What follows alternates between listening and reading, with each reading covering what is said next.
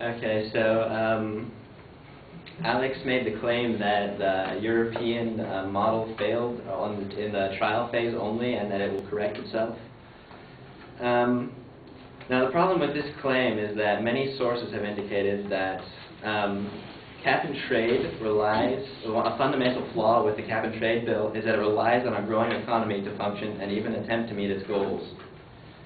If an economy shrinks or a recession takes place, the policy is essentially ineffective because of permanent surpluses, which is part of the trading of the carbon permits. And in a source, Gilbertson, Tanner, and Oscar Reyes, in a book called Carbon Trading, How It Works and Why It Fails, the author wrote, what happened in essence, this is to the European model, was that allocations for the second phase of the scheme were made on the assumption that the European economies would keep growing. The recession has reduced output and power consumption, leaving companies with a surplus of permits. Since these were mainly given out for free, the net effect is directly opposite to the scheme's intentions. Polluting industries are offered a lifeline in the form of the option of cashing in their unwanted permits, and while the supposed price signal that is meant to change their polluting ways has been neutered. It's not just the first phase that's failing, it's the second phase, and these effects are going to continue to keep on failing. And this is comparable to the American system because it's going to allow for the same exact thing. It's going to still allow for offsets. It's still going to require energy prices to go up. It's going to, and then in several sources, including one by the Congressional Budget Office by Dan Griffin, he says that the average household income for the lowest quintile, this is an analysis of the American bill, would fall by $530 or 3.1%, and households in the highest income quintile would see their average income rise by $1,810 or 1.8%.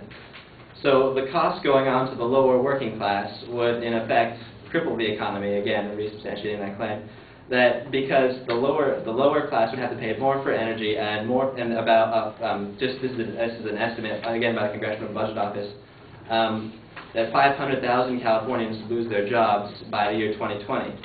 Okay, so this system cannot function in a crippled economy, and that's essentially what it's doing by forcing people to use these resources at much higher prices. It would have to be done over a natural time instead of being forced into regulations. And the economic theory behind this Keynesian is less purchasing power. It eventually leads to the effect that the multiplier effect in the economy goes away, and essentially you cannot just keep an economy going like that. And also, administration of these policies will always result in setting the cap too high and ultimately resulting in no true beneficial. And he looks at the author of this book looks at the European model, and he says, was the initial over-allocation in the EU, European trading system, merely a technical hiccup resulting from a lack of available data?